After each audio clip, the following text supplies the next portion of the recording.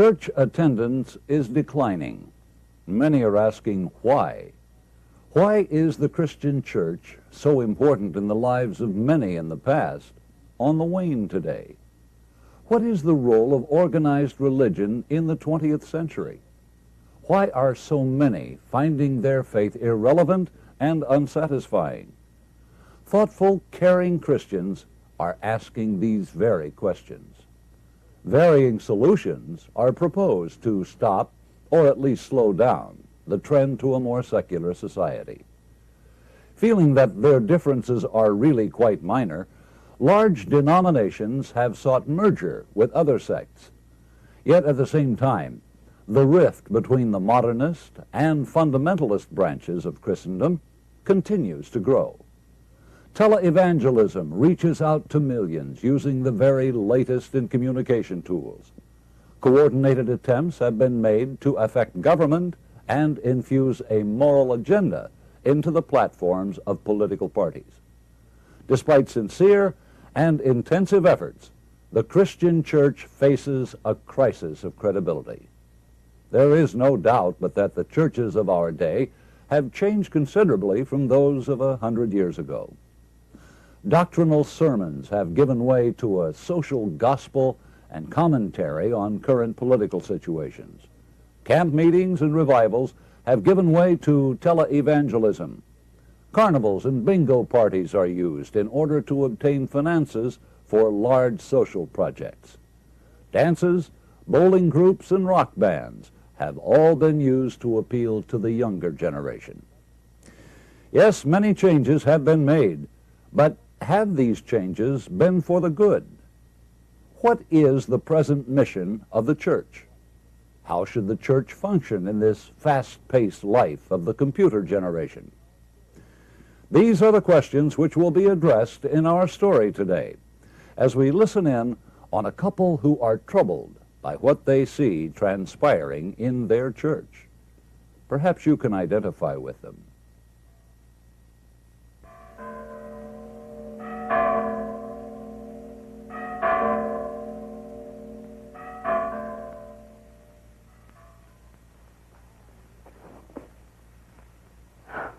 My, you look gloomy, Peter. How did the service go this morning? Mary, I'm still troubled by the same thoughts. I know it may be all my fault. And I know that the church is one of the great bastions of civilization. But I just can't seem to relate to the messages I get each week. Well, apparently you're not the only one. According to the latest polls, many people are having essentially the same experience that you've been having. And in some areas, church attendance has fallen off. You know, what you say is very interesting, Mary, because it doesn't apply to a particular denomination. Whatever it is, it's affecting all the churches. I know that there are other people who are just as troubled as I am. Here I've invested my whole life in the church, and something isn't working out right. You know, Peter, I read not long ago that a noted author expressed his opinion that the dwindling in church attendance was the widespread disapproval of the general tendency of the clergy to preach their sermons on affairs of government rather than preaching the gospel. Sermons about government or other world affairs just send me home with an empty feeling. But that is known today as the social gospel. It's not the gospel of the Bible as we used to hear it.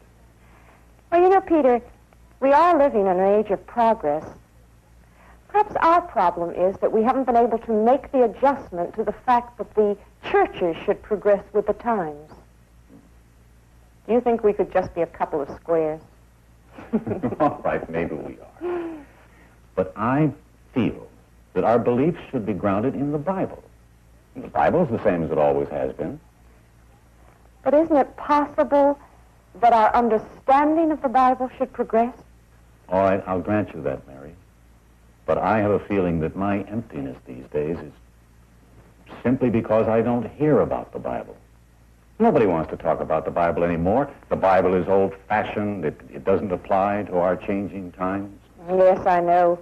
And even though that thinking is more prevalent among younger people than others, it still bothers me. Mary, the young people of the world today are going to be running the world tomorrow. Oh, yes. Oh, but what we're saying doesn't apply to all young people, Peter. Oh, I'm sure there are many, many youngsters who are trying to build their lives on the standards set down by the church and who still feel that the Bible is the main guidebook to moral standards. Well, maybe. You know something, Mary? I have worried enough for one day. All right. Let's eat. Oh.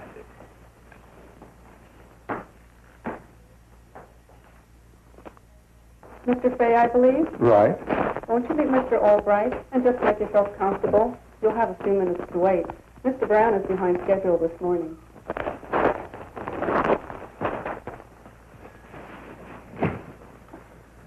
Are you from out of town? Yeah, good old San Francisco. Oh, really? I was in San Francisco once. I attended a church conference there. You're interested in the church? Well, I go every Sunday. And you? Yes, I'm particularly interested in Bible study. You like to talk about the Bible? I guess I could say I'd rather talk about the Bible than any other subject I know of. Well, we seem to have something in common. But you know, Mr. Fay, I've been very discouraged for the last couple of months. I don't know, maybe it's my fault, but to tell you the truth, I just don't seem to be getting the joy out of my religious life the way I used to. I'm sure there's a good reason for it, but of course we couldn't discuss it in this setting. No, you going to be in town overnight? Yes, I have a dinner engagement. After that, I'm free. Why don't you come out to my home? And you can meet my wife, and we'll discuss the Bible together. Let me check with my wife first, but if you'll give me your number, I'll call you later. It's 434-8375.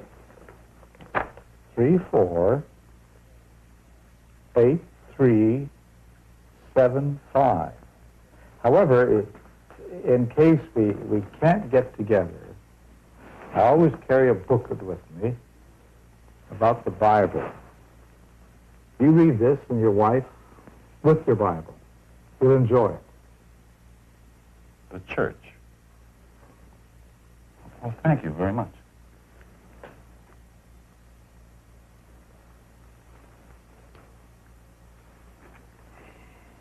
Peter? Oh, Mary. You have a good day today? Oh, listen, I'm sorry, but dinner's going to be a little bit late. I was detained at my club That meeting. is all right, Mary. Listen, I am so excited about something that happened to me today. Huh? You won't believe this, but I met a man who was actually willing to talk about religion, and especially the Bible. I told him my feelings, and he was very sympathetic. He really wanted to help. And I suppose he had all the answers. Oh, no. No, he wasn't that kind of a man at all. He did like to talk. Well, of course, under the circumstances, we didn't have much time for discussion, but he did give me this booklet, and he suggested we study it together with the Bible. Church. Doesn't every church member know what the church is? Well, you would think so, but there are so many denominational groups. There must be more to learn about the subject. You may be right. After all, it was only yesterday when we were wondering why so many people are leaving the church. You just read that little booklet and see if it's interesting to you. There are many churches bearing a great variety of names and holding to many shades of belief with respect to the teachings of Jesus and his apostles.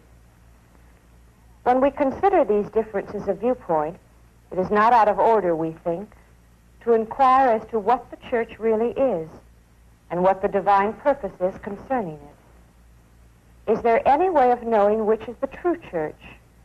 Or do all the denominational groups together make up the true church? Well, that's a very logical start. Very good questions asked there. Yes, especially this one about what is the true church. You know, Peter, if we knew the answer to that, it might help us with answers to many other questions. And then there's the one about the divine purpose concerning the church. If we knew the answer to that, we might know a lot more about what's going on in the religious world of today. Well, Peter, listen to this. It's something we know already, but it's said so clearly here. The church is not a building, although the word church is used to denote the place where a congregation meets. If the expression meeting house were more universally used to describe the gathering place of a congregation, it might help to lessen some of the misunderstanding which prevails concerning the true significance of the word church itself. Now, that's interesting. Because actually, you see, yesterday I didn't go to church at all. I went to a building where church people gather. Oh, Peter, this booklet gives them the meaning of the word church. It's a translation of a Greek word which appeared in the New Testament, and it means, literally translated, a calling out. A calling out? What does that imply? Well, it says here that it means a calling out from the world to follow Jesus. It says that Jesus said to his disciples, I have chosen you out of the world. Well, Mary, do you think that means that God isn't trying to gather in the whole world to the church? Well, listen to this, Peter. In the early days of Christianity, each group of believers, regardless of its size and location, was considered a church. And indeed it was a church, because each such assembly of believers was made up of those who, by the gospel, had been called to separate themselves from the world and to follow in the footsteps of Jesus. You know, when I was riding home on the bus, I glanced through that booklet, and I was very interested to learn that the early believers often met in private homes. Well, there weren't any cathedrals then or elaborate meeting houses. Yes, and you know, I was reading just the other day that of the thousands of people who are leaving the church, many of them are holding meetings in private homes. You know, maybe that's not such a bad thing if it's what was done in the early church. Mary, the man who gave me this, he's still in town. And I talked with him about coming over and discussing with us. And I took his telephone number and I said I'd check with you first. What do you say we call him? Fine.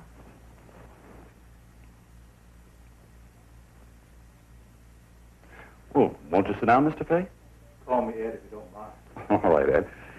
And how did your day go for you? Oh, just so. So, as you know, it's a hectic world in which we're living, and it seems that everybody has problems. And at times it's difficult to ride above these and get on with one's business. Yes, I know what you mean. And I guess it probably isn't really fair to ask you out to discuss religious problems. I'm never happier than when I'm discussing the truths of the Bible and how they relate to us and to our service of the Lord. Now, I was saying to Mary earlier how pleased I was to meet somebody who seems to enjoy discussing religion. I think it's wonderful, too. I'm sure we'll have a very interesting evening. You see, lately, Peter and I haven't been very happy in our Christian life, and, well, who knows, you may have the answers. Well, let's hope that we can be a help to each other. You know, Mary and I have been reading that booklet you gave us about the church. And with your help, we'd like to pursue that line of thought a little further. I'd like to talk more about that Bible text at the beginning of the booklet, where Jesus says to Peter, Thou art Peter, and upon this rock will I build my church, and the gates of hell will not prevail against it. Yes, that text is a little strange, Ed. We've been taught to believe that Jesus is the great foundation stone of the church. Well, actually, he is. Jesus is both the head and the foundation of his church. The Apostle Paul wrote, Other foundation can no man lay than that which is laid, which is Christ Jesus. The Apostle Paul also wrote that the church is built upon the foundation of the apostles and prophets, Jesus Christ himself being the chief cornerstone. And Peter affirmed that Jesus is the chief cornerstone of the church. Would you say then, Ed, that Peter and Paul were disagreeing with Jesus when he said that Peter was the foundation stone of the church? Not at all. You see, in that text, Jesus used two different Greek words for rock. The Greek word translated Peter is one which means a piece of rock or a pebble. But when Jesus said, Upon this rock I will build my church, he used a word which means a mass of rock, or a great boulder, as it were. Well, I never realized that before. But then, why did Jesus say, Upon this rock I will build my church? What is referred to by the word this, if it doesn't refer to Peter? Well, Peter just said to Jesus, "Thou art the Christ," or the Messiah, the Son of the living God. Jesus was pleased with this confession. We might paraphrase his reply to Peter in order to get a little clearer meaning. Jesus said, "Peter, your name means that you're a small piece of rock or a pebble, as it were. But by comparison with the meaning of your name, the great fact of my messiahship, that I am the Son of God, is as a great mass of rock, a great boulder, and the church will be built upon this great truth." That's interesting, but Jesus also said that the gates of hell would not prevail against the church. Now, what did he imply by that? I understand what that means. I think it was simply Jesus' way of reassuring Peter that no injury would be done against his church. I know it's very comforting to believe that nothing will go wrong within the church, but I think Jesus' statement goes deeper than that. What did he mean, the gates of hell? Well, this, of course, is pictorial language. The word hell here used is a translation of the Greek word Hades. This word is used in the New Testament to describe the state or condition of death. It corresponds in meaning with the Hebrew word Sheol, which is used in the Old Testament to describe death. A prophecy concerning Jesus' resurrection declares that his soul would not be left in hell or Sheol. Do you mean to say that Jesus went to hell when he died? Not to the traditional burning hell of the Dark Ages, but to the Bible hell, which is simply the state of death. The prophet Isaiah wrote concerning Jesus that he poured out his soul unto death, and that he gave his soul an offering for sin. Well, that must be related to the fact that Jesus was the Redeemer of the world. Is that it? That's right, Peter. Jesus took the sinner's place in death, which means that in God's due time, all who are in the state of death will be released or restored to life. Ed, you've just touched on a subject that's very important to Peter and me. Some time ago, we lost our dear son through death. And we couldn't find any answers to the question why, or know what we could hope to expect for him. I became so frustrated and confused that I haven't been back to church since. And it was around the same time that Peter began to have religious problems. And now, for the first time, we've heard someone say that someday our boy will be restored to life. I'm sure he must have been a wonderful boy. Well, I'm glad we're beginning to get to what appears to be the root of your problem. But go on, Ed. As I understand it, all those who are in the Bible hell will not remain there forever. Is that oversimplifying the matter? Not at all, Peter.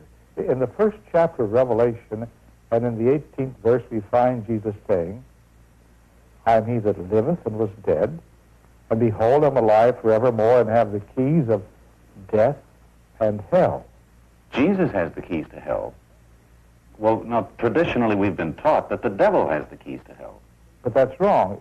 You see, Peter, Jesus' statement concerning the keys of hell suggests the other symbolism which he used, that is, the gates of hell. Oh, I understand that. If there are keys, then there must be doors or gates.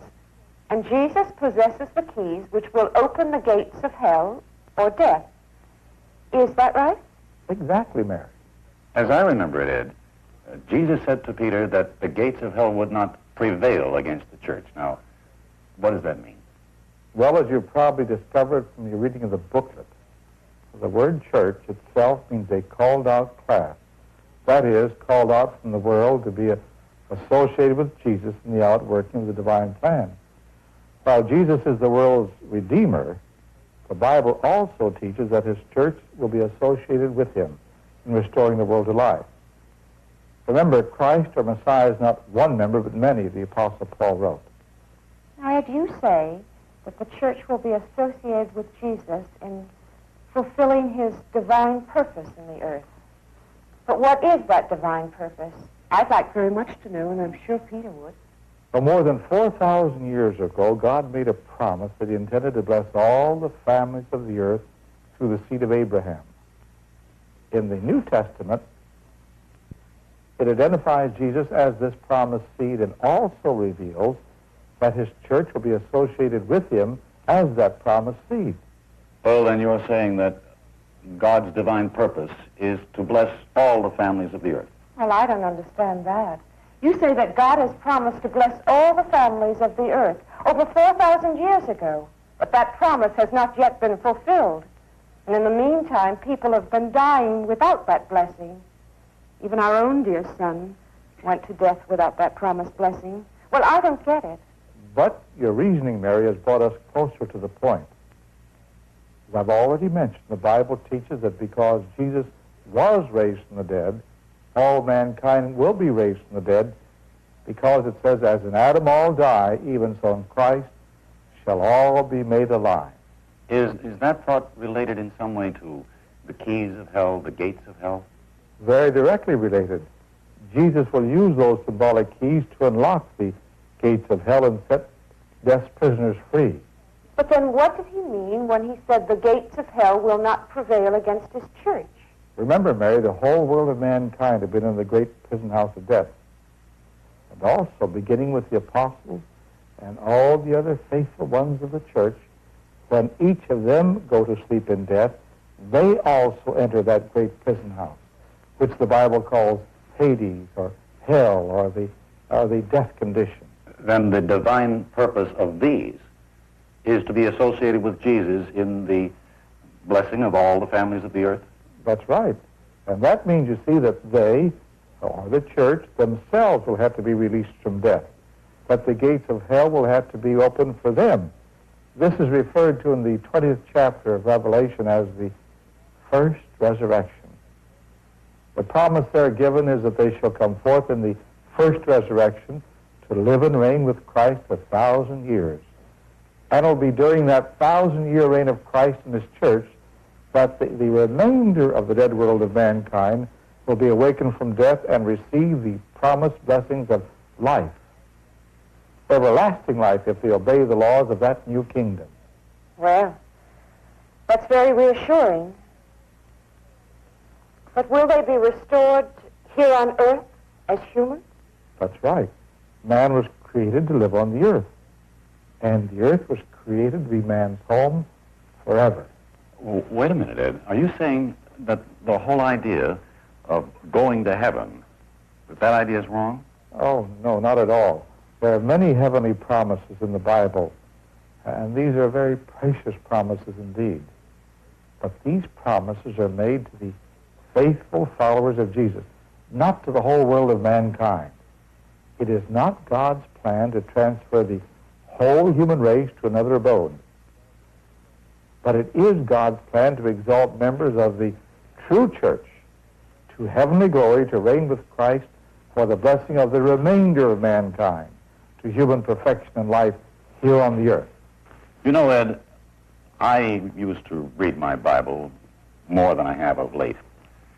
And I remember the promises, very descriptive, about peace and prosperity and health and life right here on earth. And I could never quite make it harmonize with, let's say, what Jesus said to his disciples. I go to prepare a place for you, but I will come again and gather you in to myself. But now, somehow, with your understanding, it harmonizes very well if it's understood properly. Ed, you use the expression, the true church. Which of all the various denominations do you consider the true church? I was just about to ask that myself. The true church of Christ is made up of individuals who have dedicated their all to the Lord's service and are faithfully laying down their lives walking in the footsteps of Jesus. The Lord alone knows who these are.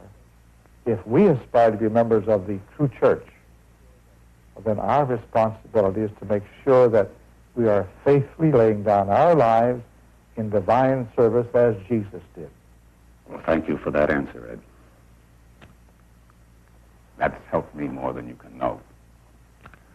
I have been desperate, despairing, and despondent. because I've been over-concerned about what others do, whereas I should have been looking into my own heart and into my own life to make sure that I was walking the straight and narrow. What Peter says is true. And then we were upset by the loss of our son, and that added to the confusion and discouragement. I hope you won't misunderstand when I say that basic to your problems, you've been leaving the Lord out of your reasoning. There's so many in the world today who seem to think that they have to carry out the Lord's plan for him. Oh, they don't say it in just so many words like that, but the thought is there, and then when things go wrong, a problem is presented. Well, you have analyzed my thinking very well, Ed. The greatest joy that could come to anyone in his endeavor to serve the Lord is to realize that God's plan for his human creatures is working out according to his will, and that the end result will be glorious.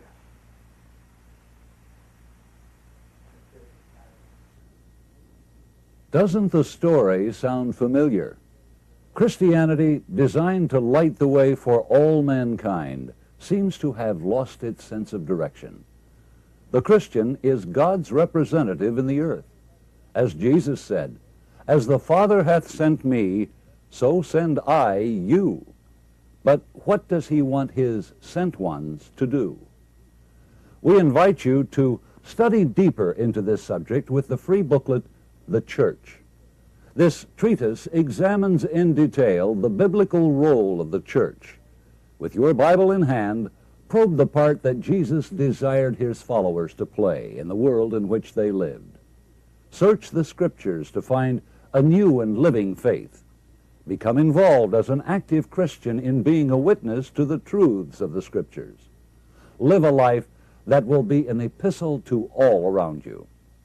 To view the booklet online, visit www.dawnbible.com, or to receive a hard copy of the booklet by mail, send us your name and postal mailing address and ask for the booklet by name. The title of the booklet for this program is The Church. Send an email to dawnbible@aol.com or call us at 1-800-234-DAWN, or write to The Bible Answers. The booklet will be mailed to you free and without obligation. And now, goodbye, and may God bless you.